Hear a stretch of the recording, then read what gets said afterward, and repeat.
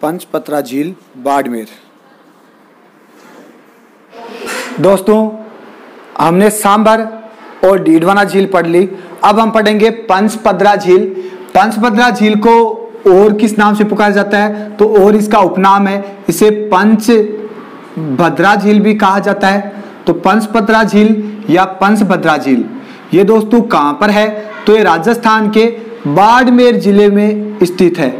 तो पंचभद्रा झील राजस्थान के किस जिले में है? बाड़मेर जिले में। पंचभद्रा कस्बे में आ जाएगी, उसके पास में स्थित है पंचभद्रा झील। तो ये दोस्तों पंचभद्रा झील है। इसकी जो लंबाई है वो कितनी है? तो पंचभद्रा झील की लंबाई है वो है दोस्तों 25 किलोमीटर तक। ये काफी लंबे क्षेत्र में फैली हुई है पंचभद्रा झील। अब हम देखते हैं दोस्तों कि पंचभद्रा झील का जो निर्माण है वो किसने करवाया? तो पंचभद्रा झील का निर्माण है वो करवाया था दोस्तों पंचा नामक भील ने। और पंचा नामक भील ने किस प्रकार करवाया दोस्तों? तो यहाँ पर पहले दलदल था और उस दलदल को सुखाकर पंचभद्रा झील का निर्माण करवाया। तो दोस्तों पंचभद्रा झील का निर्माण किसने करवाया?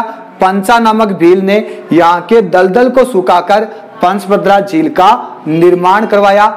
ये दोस्तों भारत की या राजस्थान की सबसे खारी झील है, सबसे खारेपन वाली झील है। यानी स्वाद में सबसे खारा जल किस झील में है? तो भारत की जितनी झीलें हैं उनमें सबसे खारेपन वाली झील है वो आती है दोस्तों पंचभद्रा झील। और पंचभद्रा झील राजस्थान के बाड़मेर जिले में स्थित है, बालोतरा तहसील के अंदर। उसके बाद में हम देखते हैं सबसे खारी स्वाद में झील आ जाएगी, वो पंचभद्रा झील है। यहाँ का नमक है वो सबसे अच्छी क्वालिटी का नमक है, सबसे शुद्ध नमक है दोस्तों। तो सबसे शुद्ध नमक या सबसे उत्तम किस्म का नमक किस झील का है? वो पंचभद्रा झील का है, क्योंकि यहाँ के नमक में सोडियम क्लोराइड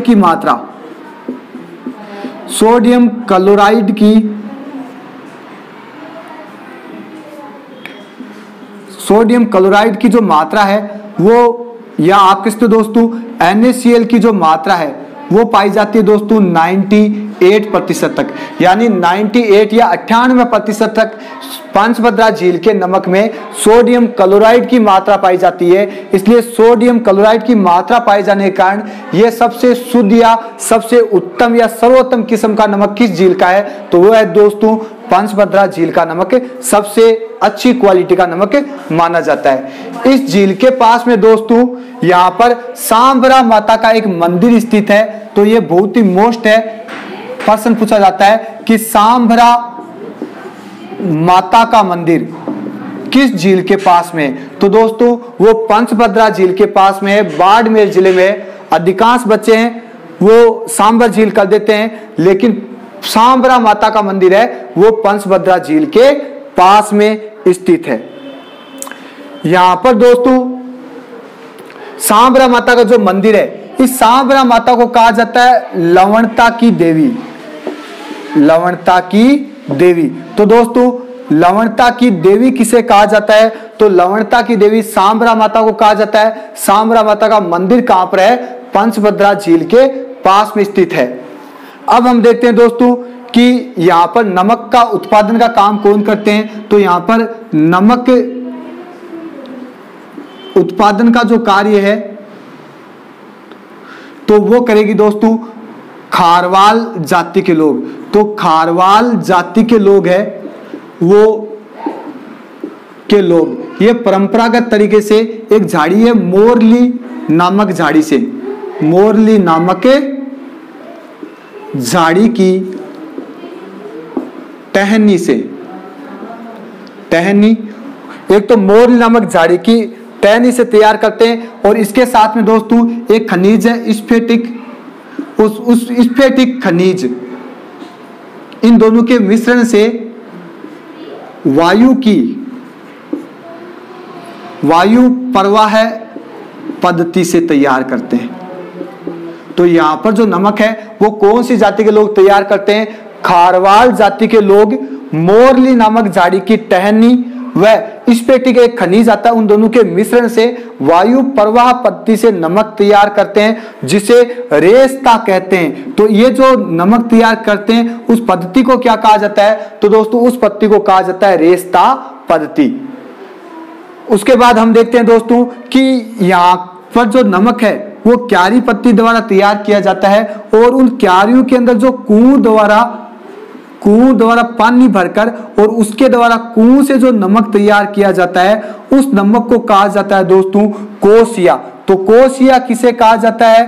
कोसिया कहा जाता है दोस्तों पंचभद्रा झील में कुओं द्वारा जो नमक, कुओं के जल के द्वारा जो नमक तैयार किया जाता है उसे कहा जाता है कोसिया। इसके साथ में हम देखते हैं दोस्तों कि यहाँ पर इसके आसपास बहुत सारी गांव है आसपास। एक तो है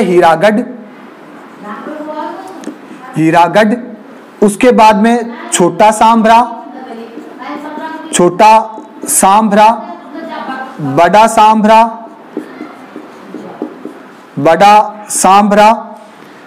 और उसके बाद में कोसोली सांभरा।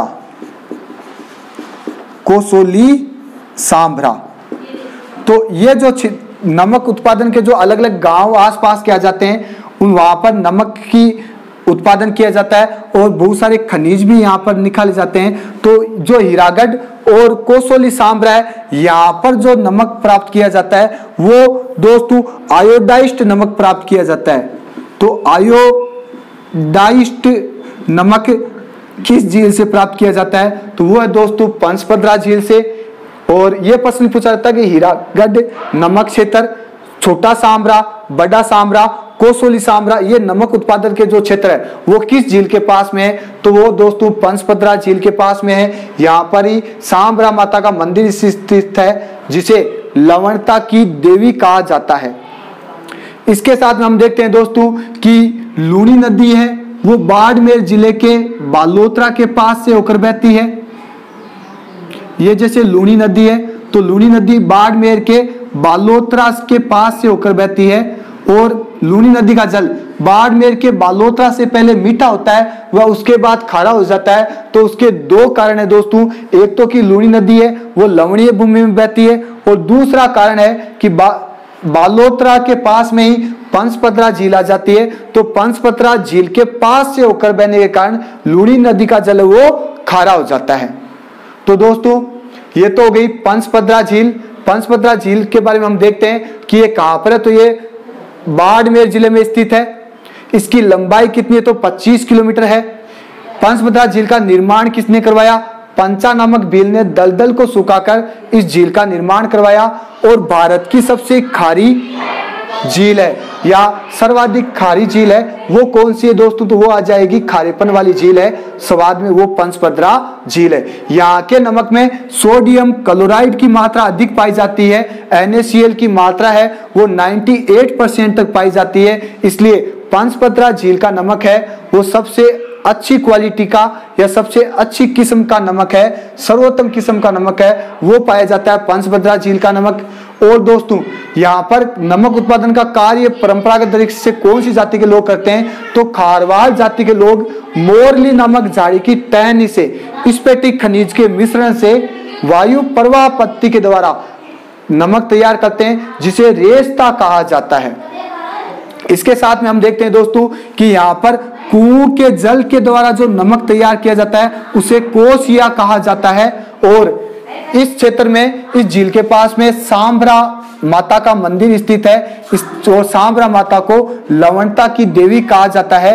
इस झील के पास में अलग अलग नमक उत्पादन के क्षेत्र है जैसे हीरागढ़ आ जाएगा, छोटा सांभरा आ जाएगा, बड़ा सांभरा आ जाएगा और कोसोली सांभरा आ जाएगा। तो ये नमक उत्पादक क्षेत्र कहां पर है दोस्तों? तो ये नमक उत्पादक क्षेत्र है वो आ जाएगा दोस्तों पंचभद्रा झील के पास में। यहाँ पर आयोडाइज्ड नामक नमक है वो हीरागढ़ क्षेत्र में प्राप्त किया जाता है। तो ये तो हो गई दोस्तों पंचभद्रा झील। अगले टॉपिक में हम अगली झीलों के बारे में पढ़ेंगे। थैंक यू दोस्तों।